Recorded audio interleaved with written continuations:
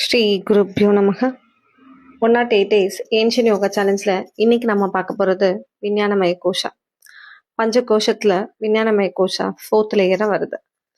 விஞ்ஞானம், விசேஷ ஞானம். ஞானம்னா அறிவு, இன்டலெக்ட், அண்டர்ஸ்டாண்டிங், பகுத்தறிவு, எப்படி வேணாலும் சொல்லலாம். அறிவுக்கும் ஞானத்துக்கும் ஒரு சின்ன டிஃப்ரென்ஸ் தான். பால் வெள்ளையாக இருக்கும் அப்படின்றது அறிவு, வெள்ளையாக இருக்கிறது எல்லாம் பால் இல்லை அப்படின்றது தான் ஞானம். 5 சென்ஸ் ஆர்கன்ஸை யூஸ் பண்ணி நம்மளுக்கு கிடைக்கிற அனுபவங்களை பதிவுகளாக இருக்க இடம் தான் மனம் பார்த்தோம்.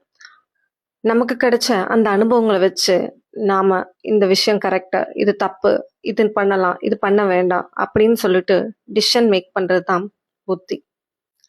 ஃபார் எக்ஸாம்பிள், நாம் ஒரு பலூனை ஊதுறோம். அந்த பலூனை ஊதும்போது இந்த அளவுக்கு ஊதுனா இந்த பலூன் உடையாதுன்னு நம்ம ஒரு கெஸ் பண்ணுவோம். அந்த டிசிஷன் மேக்கிங் தான் புத்தி. எனக்கு பசிக்குதுன்னு சொல்லாம என் வயிறுக்கு பசிக்குதுன்னு ஒரு சாட்சி பாவனையோட நம்ம பார்க்கறதுக்கு பேர் தான் புத்தி, இன்டெலெக்ட் பாடி. நான் வேற, புத்தி வேற. ஆதி சங்கராச்சாரியா நிர்வாண சாட்டகம்ல மனோபுத்தி அகங்கார சித்தானி ஆகம் சொல்லியிருப்பாரு.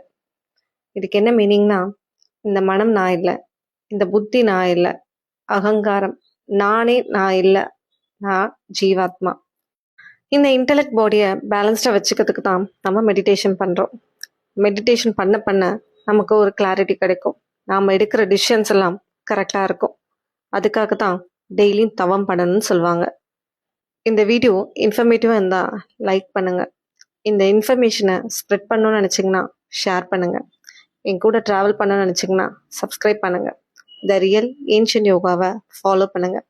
அன்டில் தென், பவது சர்வமங்கலம். நன்றி, வணக்கம்.